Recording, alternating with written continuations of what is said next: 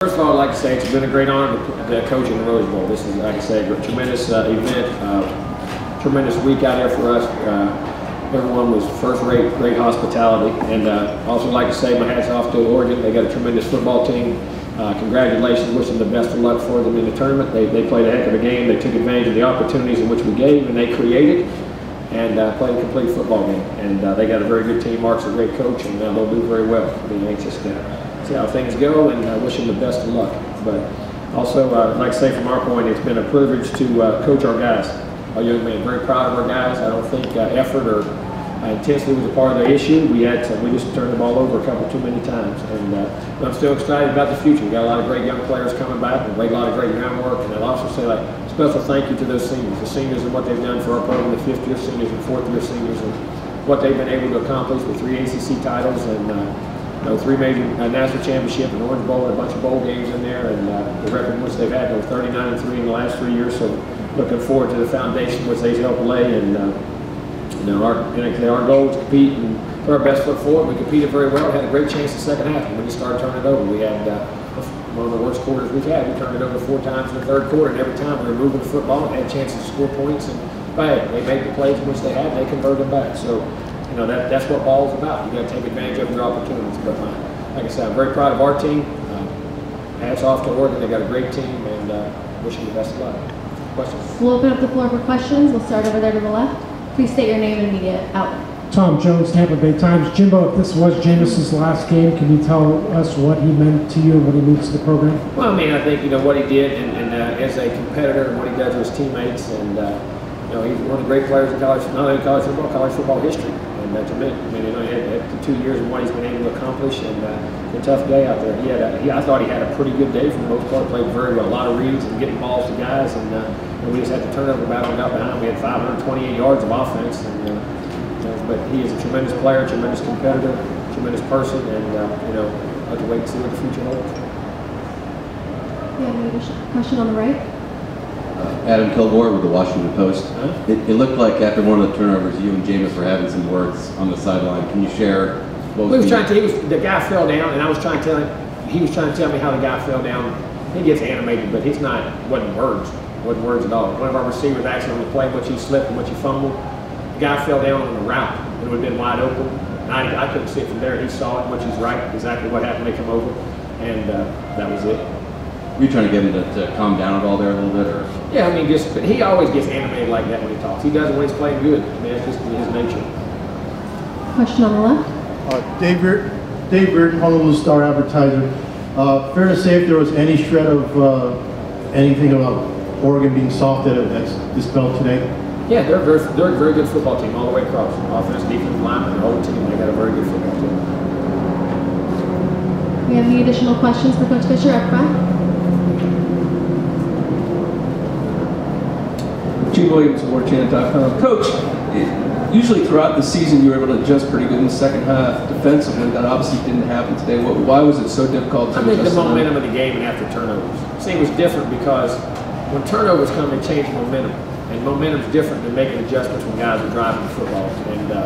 And if we put the ball in the end zone on offense, it could really help our defense out in a lot of situations. Transition defense, we didn't excel at. I thought at the end of the first half, they were playing very well. I felt very comfortable coming out in the second half. They made a few plays, but I thought defensively we played pretty well. And I think the momentum, because of the way they got the ball in the turnover situation, I think was the key, and that's the difference. We have a question on the left. Thank you. Tom D'Angelo, Palm Beach Post. Jimbo, you talked about coaching seniors in this year. Just what do you think when you reflect back, when you have time over the last 2 years and not in a 29-game winning streak, what will that mean to you, and when will you have time to really think about what that? Well, I think maybe in another month or so, a few weeks. But you think back, it's probably the second longest win streak in modern football history. And it was a great run. I mean, what our guys accomplished, and what they've been able to play and do, and the quality of games in which they've been able to play in. It was an extremely great run, and hopefully we can put together another.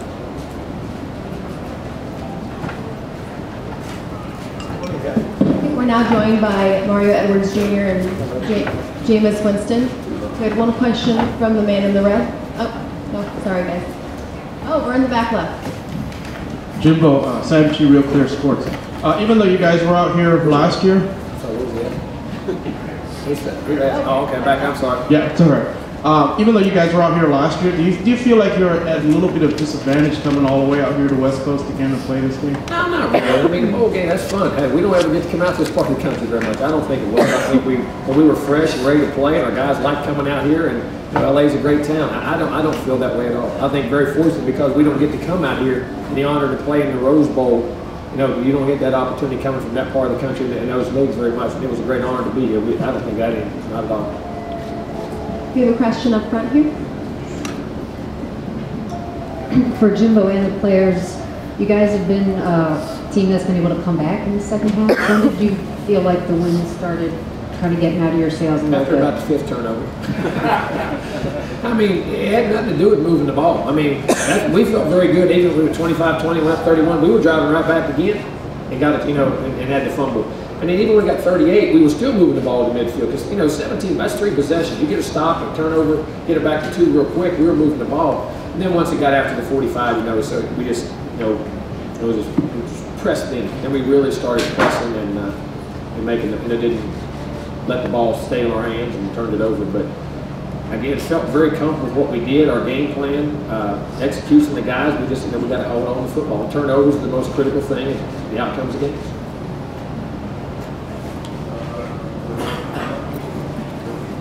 I guess I thought it was over, or we couldn't come back when it got up into the 40s as well. But like Coach Jimbo said, it wasn't, it was just us, shooting ourselves in the foot, not taking advantage of all the opportunities that we had to make plays offensively and defensively. So, eventually it caught up with us. It ain't never over, honestly. It's never over. We just got beat, turned the ball over too many times, but it still ain't over yet. We can go and play again, honestly.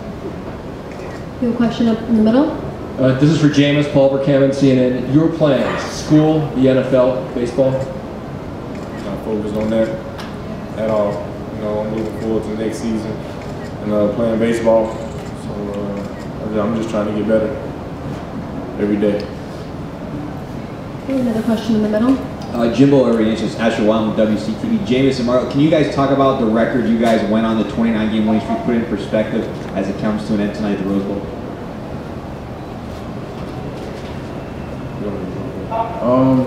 We made history. It was something great to do. It was something that had never been done in Florida State history, and we did it. And to be a part of history, Coach Jimbo constantly talks about history, and when you come back in your reunion, you'll be able to sit down and talk about all these great moments that you've experienced while being here. And for it to come to an end, is definitely a bitter taste in our mouth. But like you said after the game, it's a learning curve for us. So we learned a lot of things from this game. I just got to say thank you to the teams that held that record. And they were a very special team, but this is just not the right way to end that record because we beat ourselves. So anything is possible. The question up in the front.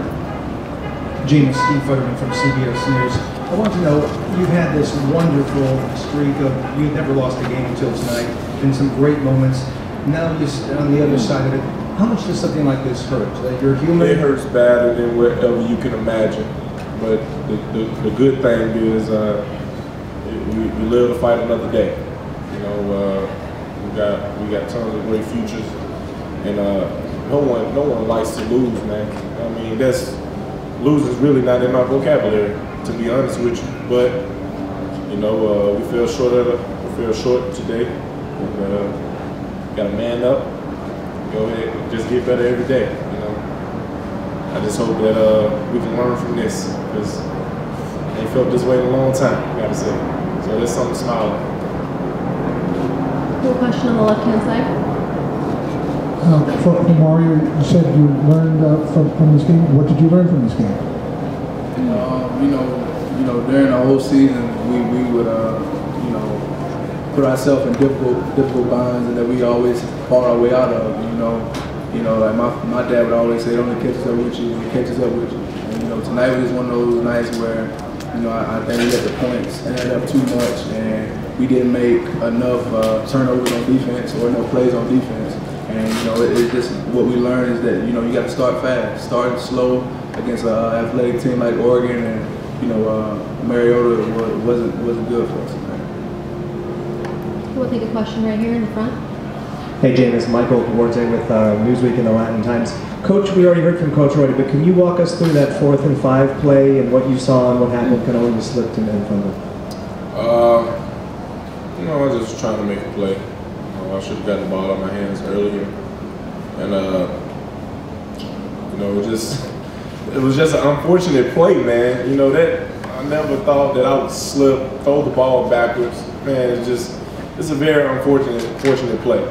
But that's football. It was 4th down, so obviously I'm trying to compete my tail off to try to get us in a good situation. But just a very unfortunate play, man. That's probably going to come on, man, or something. That was crazy. Any question from the middle on the left? Leland Gordon with the Miami Herald. Jameis, the journey from Hueytown High School to right here in this big press conference, playing in this big football game, and winning all those games all along, do you still remember being that kid back at Hueytown High School and the journey that you've taken to get here, and reflect on how you've changed as an individual up to this point? Definitely. I remember how it was when no one barely knew who I was to now.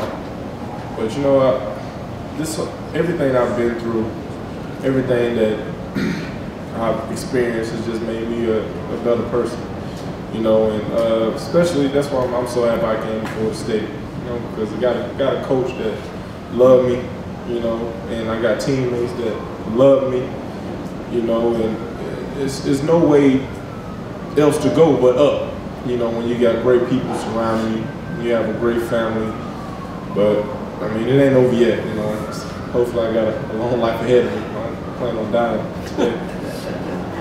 We have a question in the back right. I just wanted to ask you, as much as you can prepare for Oregon's tempo, is it a completely different animal when it's actually on the field with you? And just speak to, in the second half, not only did they convert the turnovers, but how quickly they did?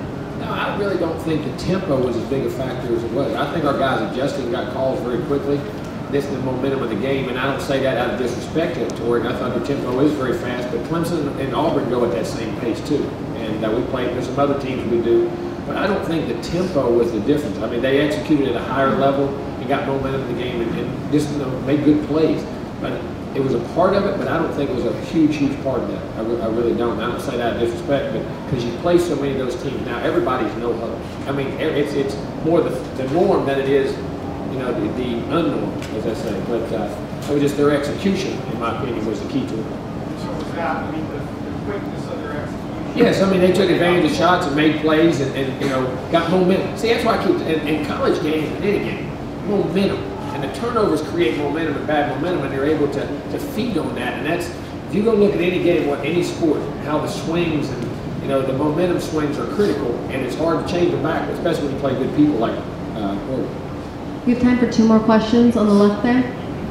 Hey, Mark Myers, Associated Press Radio for Jameis. There was so much talk coming into this game about the matchup of Heisman winners.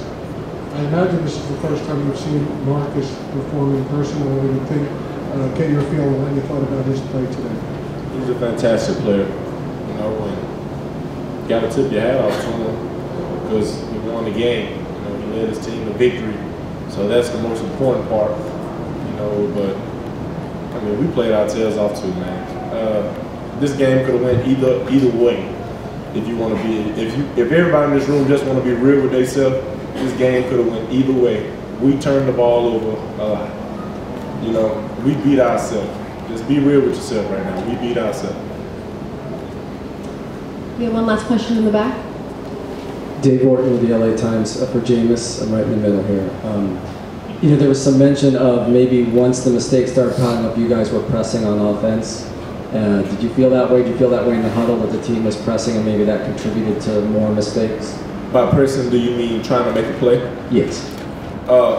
I think that's just a competitive nature that you're going to try to make a play when things are going bad.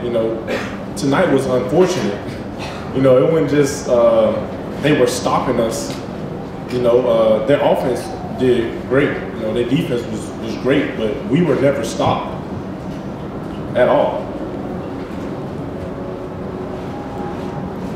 that will conclude our press conference. We'll have Oregon here in about 1 minute.